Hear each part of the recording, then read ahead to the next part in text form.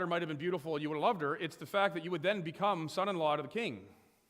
So there was a political advantage to that marriage. It wasn't just that he didn't, he really wanted what was best for his daughter, so he thought he'd find a champion. It was that idea of politically aligning with the king. And then he says, your father's house will be free in Israel. In other words, you can go do whatever you don't have to pay tribute to the king. You don't have to have your sons go into the army. You're free. You can do what you want. So he tries to bribe other people.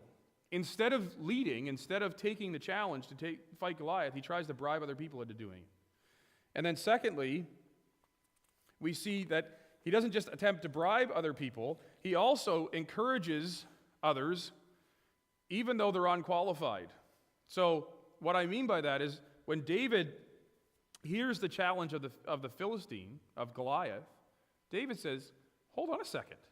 This guy's been defying the God of Israel and the armies of Israel for 40 days. I'll go fight him. And the people hear it and they say, well, Eliab gets mad at him, his older brother. Like, what do you mean you're going to fight him?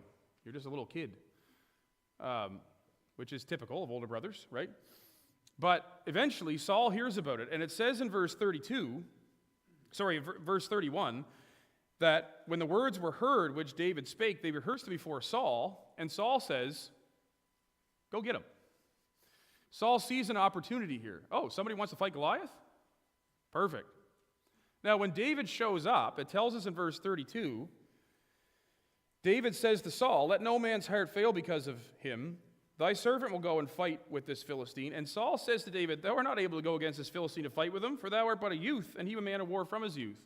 So initially, Saul kind of puts up a defense and says, David, you're a kid. And this guy's been fighting battles since he was your age. You can't fight him.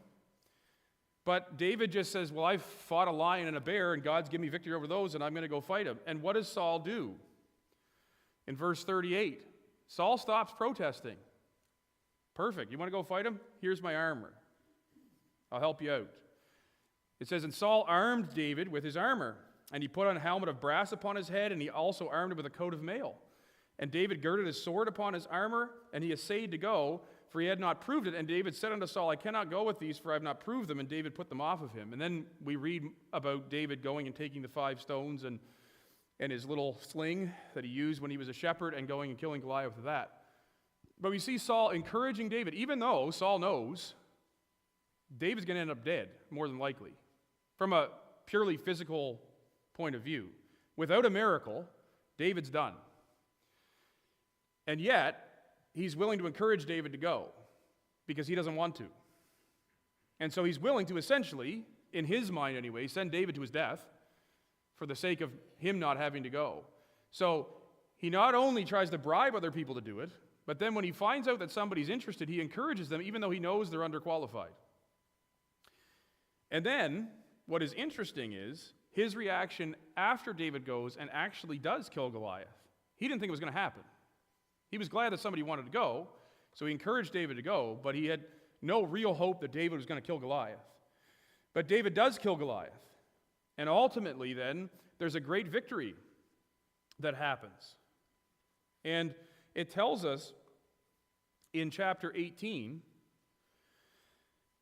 that in verse 6, that when David was returned from the slaughter of the Philistines, so after he kills Goliath, cuts off Goliath's head, right, with Goliath's sword, and then the Philistines run away, and the Israelites chase them and destroy them. When David returns, it says that the women came out of all the cities of Israel singing and dancing to meet King Saul. Not to meet David. So who's taking credit for the victory? King Saul, right? King Saul's coming back in and saying, look at this, we had this wonderful victory. So Saul encouraged David to go, bribed anybody that would go, and then is attempting, essentially, to take credit for the victory. They're ready to meet King Saul, but what do they sing? We know what they sing, right? Saul has slain his thousands, but David his 10,000s. So what happens? It tells us in verse 8 that the last action is that Saul becomes consumed with jealousy. He becomes jealous of others. So instead of recognizing that David deserved the praise, David was the only one that would go and fight Goliath, it says that Saul was very wroth, and the saying displeased him. And he said, they have ascribed unto David 10,000s, and to me they have ascribed but thousands. And what can he have more but the kingdom? And Saul eyed David from that day forward. Saul becomes consumed with killing David from that day forward because David gets credit for 10,000s of Philistines when Saul only got credit for thousands. So even though he didn't go, even though he didn't take advantage of the advantages that he had, even though he tried to bribe other people to go and then encourage David to go when he knew in his mind that David was not going to be successful and was probably going to die, he then tries to take credit for a victory, and when he doesn't get the credit for the victory, he becomes consumed with jealousy and wants to kill David. And the rest of 1 Samuel, if you read through it, is David running away from Saul's attempts to kill him. And Saul throwing javelins at him, and Saul chasing him in different places, and him barely escaping. And then a couple times when David finds Saul sleeping and cuts off part of his garment and says, "Hey, I'm not trying to kill you. Would you just leave me alone?" And there's a back and forth numerous times the rest of 1 Samuel. But it's really instructive to us, I think, to look at the example of Saul and not follow that as much as we look at the example of David and do follow that. Because we tend to be a lot more like Saul than we are like David. At least I do. We like to think that we would be like David. But if somebody came through that door who was 9 feet tall and said, "I'm going to kill you unless you send somebody out to fight him," who's going? You're probably all pointing at me. Well, you're head and shoulders above everybody else. Maybe me and Pastor Ben, we can fight over who's going to go, right? But our general response is not necessarily going to be, "Well, I'll go." And we like to think that it would be. But so often we slip into these kind of things where we aren't necessarily taking advantage of the things that we actually have been given by God, where we aren't really interested in putting ourselves out there and really walking by faith. And Saul's ultimate failure is that he was consumed with fear and not with faith. Saul had all these advantages. He was big, he was goodly, he was the king, he was approved by God, he was chosen by God, but he lived a life of fear. Why did he sacrifice instead of Samuel? Because he was scared. He was scared that the people would leave. So he sacrifices. When he gets caught not having destroyed the Amalekites, now he's scared that he's going to get in trouble or that he is in trouble. So what does he do? He blames the people. Well, the people, they wanted to keep the sacrifice, and I can't fight the whole army of Israel, so what do you want me to do? Besides, we were going to give them to God anyway. We were just going to sacrifice them because they're really nice. Right? And so he's consumed by fear. And he's consumed by fear in this story as well. He's consumed by fear. That's why he never goes and fights Goliath. That's why he never takes that step of faith. He's dismayed. He's totally given up hope. And then he resorts to bribery and encouragement of people who really shouldn't be going to fight Goliath, and then gets consumed with jealousy when they get credit for the victory. And so there's two application questions that I want you to consider.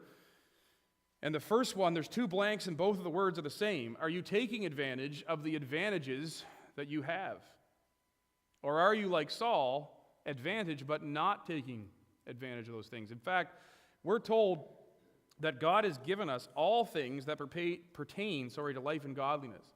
In 2 Peter chapter 1, God's given us all that we need to live a life of godliness. So we have advantages. And if you think about the advantages that we have, one of the advantages is what we're doing right now. We can worship freely. We don't have to worry about somebody walking through the door and shutting us down. We don't have to worry about being put in jail. We can speak freely of our faith, and the worst persecution that we're generally going to experience is somebody laughing at us or maybe making fun of us or calling us dumb. But we have advantages. Are we taking advantage of those things? Or are we consumed by fear? And maybe you have a particular advantage in terms of where you work. Maybe you have the ability to witness to people that I don't or that others don't.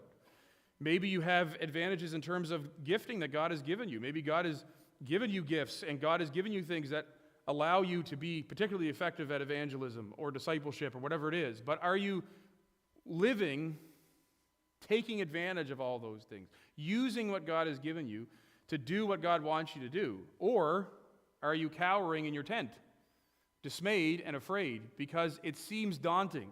Whatever it is that might be, right? Saul saw Goliath. David saw God, right? That's what David says. He says, "You can come to me. I don't care if you're 10 feet tall because my God's bigger." So David didn't dwell on the guy in front of him. David dwelt on the God in heaven who created all those things. But Saul saw the giant and said, there's no way I'm getting through this. And we are far more like that than I think we care to admit a lot of the time. We see the problems, we see the issues, we see the difficulties, and we say, I don't know. And our example really in the New Testament, aside from Christ himself, who was willing to go and suffer all the things that Christ suffered for the sake of doing his Father's will, is Paul himself, right? Paul says, I had all the advantages. You know, I was a Hebrew of the Hebrews. I was a Pharisee as keeping the law. I was blameless. I was zealous for, and all the things that were advantages to me, he says, I just count them but dung. I lost them all, but I don't care because I gained Christ. And so that's the first thing to really think about when we think about Saul and his example. Are we doing the same thing that Saul was? Are we neglecting the advantages that we have as Christians, as children of God, as grace-filled believers, and not doing what we've been called to do, or missing out on opportunities that God is leading us towards because we're scared, because we're not sure? One of the things I think I've told you before when I've preached other times, but one of the things we do in family devotions is read missionary biographies. And if you don't do that, I would strongly encourage you to do that, because you see example after example of people who do just amazing things just because they're like, well, God's called me to do this, and so I'm just going to go do it. I don't know, any of you know who Gladys Allward is? That's the book we just finished. How many of you know who Lynn knows who she is? A few of you? Yeah. And the thing that she was almost like put in a Russian concentration camp. She walked for weeks through the mountains trying to escape the Japanese during World War II and save. She had 94 children with her and had no food to feed them and just walked through the mountains, and then eventually she got them to where they needed to go, and she had typhoid fever, malaria, pneumonia, and something else all at once, and still God healed her from all of them. But it's an amazing story of somebody who has nothing really in terms of physical skills or abilities. She wasn't a soldier. She was just a girl that grew up and then decided she wanted to go to China. But God used her, and it's over and over. God can use us if we're willing to take that step of faith and say, no, this is what God's called me to do, and I'm going to do it, even though it might be difficult, even though it's fearful. Fear is a natural reaction. It's when we get controlled by it that we make poor decisions. I'm sure that David was scared when the lion attacked him, when the bear attacked him, and when Goliath was there. I don't think David was like, bring it on. I love fighting 9-foot-tall people. But I think what he was dwelling on is, as much as this could go poorly, I'm trusting God. Right? I'm trusting God. You think of Shadrach, Meshach, and Abednego, right? As much as this could go poorly, God may not deliver us from this fiery furnace, but we're not careful to answer you. Regardless of whether God delivers us or not, we're not going against what God said. So we may end up consumed by flames, but we're going to trust God. And so are we taking advantage of the advantages that we have or not? And the second question I want you to consider is, are you exhibiting some of these actions of Saul? Are we doing some of these things? Are we trying to incentivize or bribe other people to do the things that we should be doing? Are we encouraging others to go and do things that they may be underqualified for because we don't want to, even though we are qualified? Are we consumed with jealousy when people do mighty things for God and we think, well, where's my praise? How come I'm not getting credit? And there's a lot of times where we can fall into these, they're natural reactions. They're things that it's natural to do, but it's not spiritual. It's not godly to do. And so if you think of what, Saul potentially could have lost, and we could lose the same sort of things. He could have lost his life. There are times when we may have to do something that may cost us our life. And Paul said, for to me to live is Christ, die is gain. So go ahead and kill me. Not in like a flippant sense, but honestly saying, you know what? I'd rather be with God. So I'm not worried about dying, because dying is far better. The only reason I'm staying here, he says in Philippians, is because it's more needful for you guys. But we need to have that kind of perspective. And Jesus says in Matthew 16, if you turn there, and you probably recognize the verse, but Matthew chapter 16, he tells us when he's talking to his disciples, In verse 24 of Matthew chapter 16, it says, "Then said Jesus unto his disciples, If any man will come after me, let him deny himself and take up his cross and follow me. For whosoever will save his life shall lose it, and whosoever will lose his life for my sake shall find it." The actions that Saul was exhibiting were actions that he was trying to save his life. He was careful. He was scared, and so he says, well, I'm not going to fight Goliath. That could end poorly for me. So I'll try to incentivize others to go. And how often do we do that? I'm not saying, you're the captain of the army and you're telling people to go fight your battles for you, but you may be spiritually asking people to fight battles for you that God is calling you to instead. Or maybe there's things that you could be doing to serve God that you're not willing to do, that you're fighting with God. And you're saying, well, you know what? I'll just pay somebody else to do it. Or I'll sort of come alongside and be the encourager and give them all the armor. And they can go fight the battle. And I'm not positing that, everybody has to be a missionary or a pastor, or you're not taking advantage of and you're not going and fighting the battle the way you should. That's not what I'm saying. But we should consider how God is calling us and what God is calling us to do, and not look for excuses or reasons or other people to do it. But look at how do we do it. And so, as we wrestle with these things, I just want you to think about these two things in closing. The first lesson, I think, is that God's will is going to be done. God was going to deal with Goliath. Goliath was not going to make it because he was defying God's name, and God was not going to have that. But who he uses for that victory depends on a person's willingness to do what God has called them to do and live a life of faith.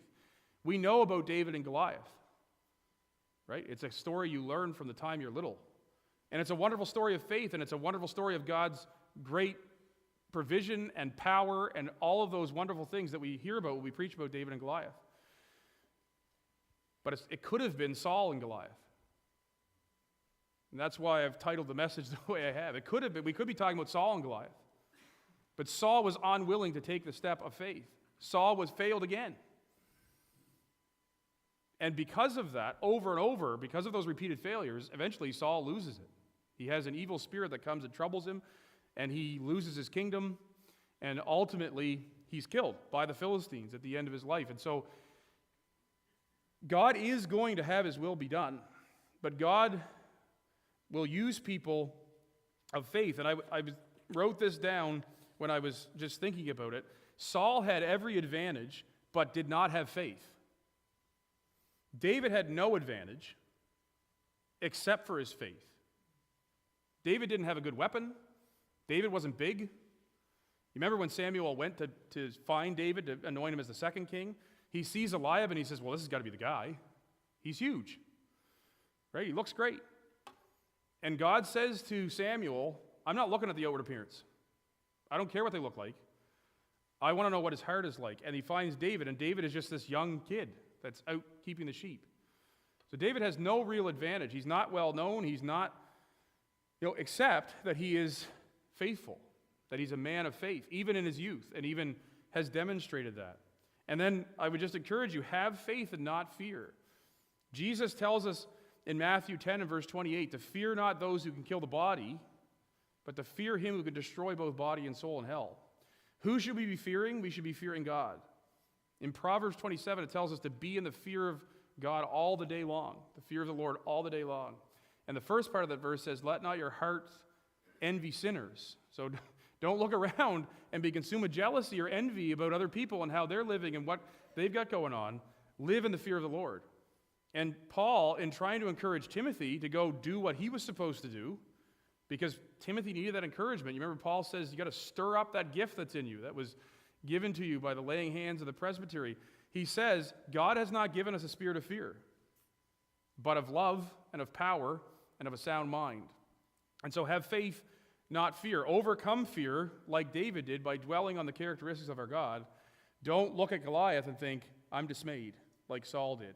And so I think there's a lot we can learn and a lot that we can apply from looking at Saul in his interaction in that story. And it's, like I say, it's been something that's been very convicting to me over the last month-ish since I've been at camp, thinking about